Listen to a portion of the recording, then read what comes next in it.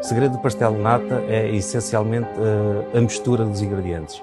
São ingredientes simples, mas que têm de ter qualidade, e depois a forma como nós incorporamos esses mesmos ingredientes de uma forma muito diferente dos outros doces faz com que fique um pastel de nata crocante e com um creme suave.